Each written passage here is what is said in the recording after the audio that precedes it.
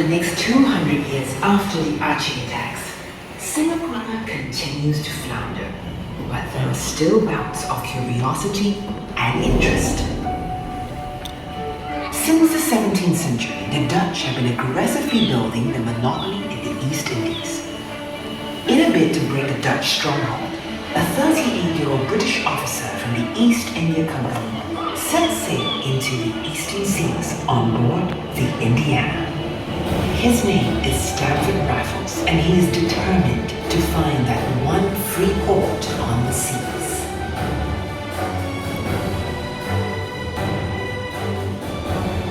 Captain Danny Ross from one of the survey ships suggests Singapore as a possible base. Raffles decides to take a look at this seemingly unappealing island.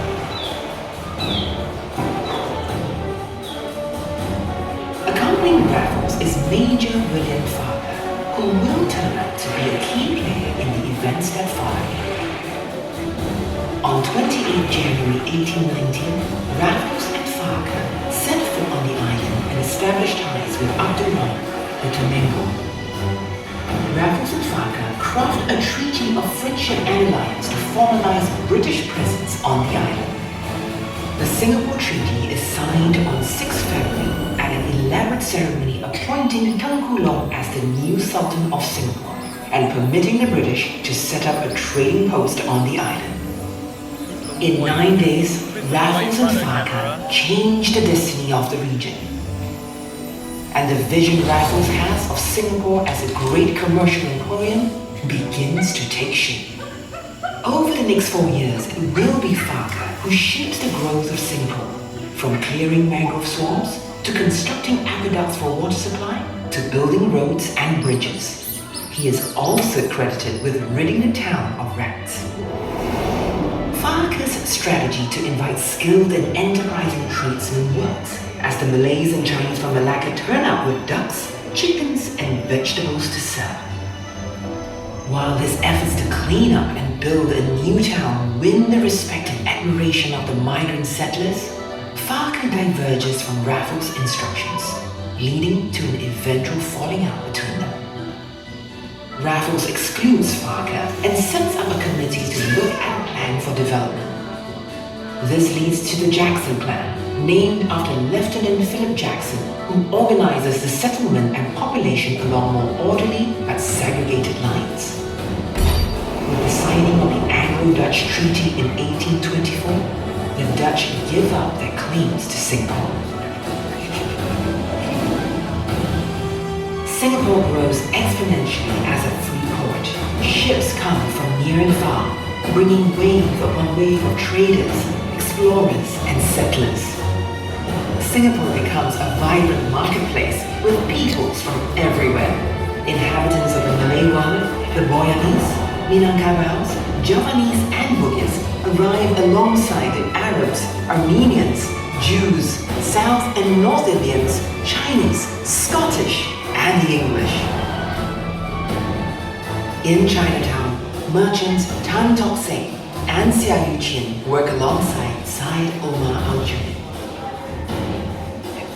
Narayana Pillai's construction firm builds Chinese offices and homes.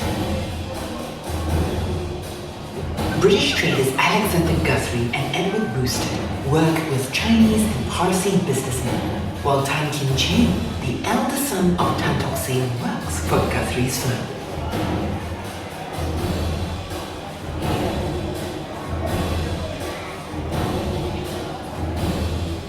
Hajar Fatima's vast landholdings are leased to the Chinese businessmen for spice farming.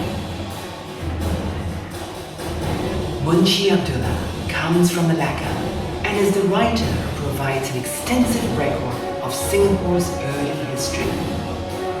It is a golden era for Singapore, the little island of opportunity, and as tomorrow edges closer, the horizon looks brighter and even more promising.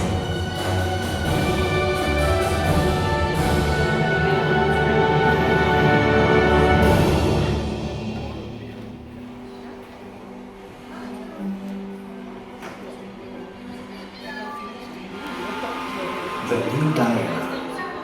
just a war vessel that helps fight piracy.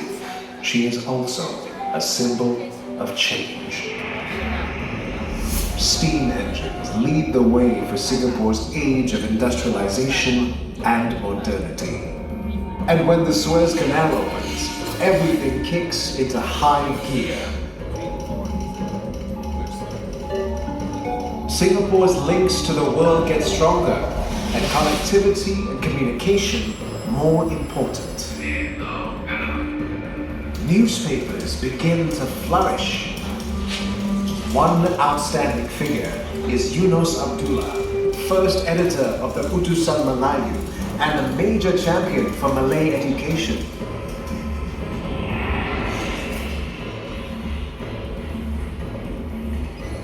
In 1923, the causeway opens, bringing a new surge of trade from Malaya. By the time train services start, Singapore's status as an important hub is sealed. With her strategic position and hard-working dock coolies, Singapore becomes the perfect global port. Singapore is also a regional center for Muslim pilgrims, led by companies like Alcindor Steamship. With every new connection comes improvements to city life. Businessman Tan Kim Se starts an initiative to provide public waterworks and later has a fountain erected in his name. People come from all over, adding their unique cultures to the melting pot. It's a dynamic era for diversity.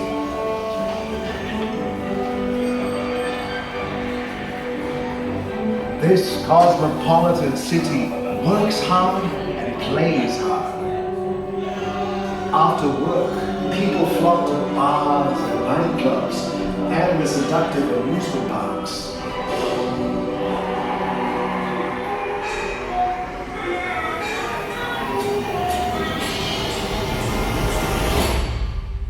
But beneath the shimmer and shine lurk darkness and disquiet.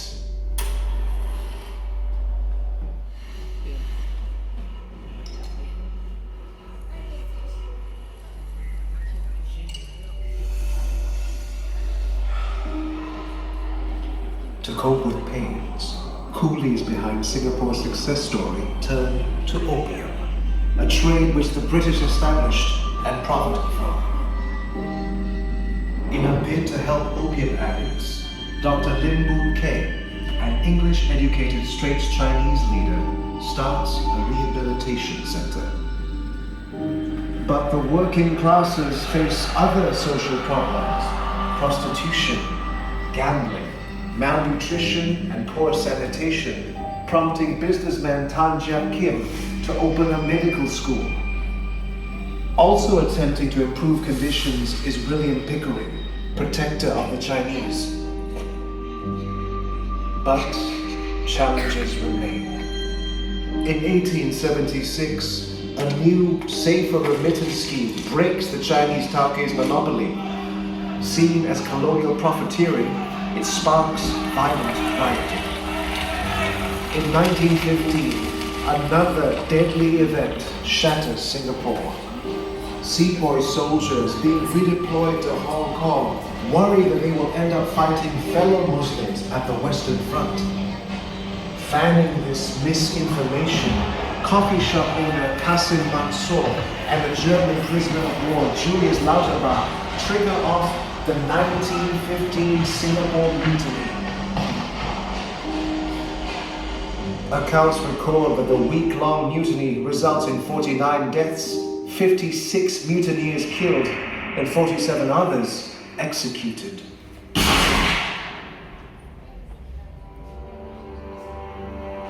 Even as the Japanese threat loomed abroad, public anxiety is quickly abated when the British dispatched 2 warships to Singapore.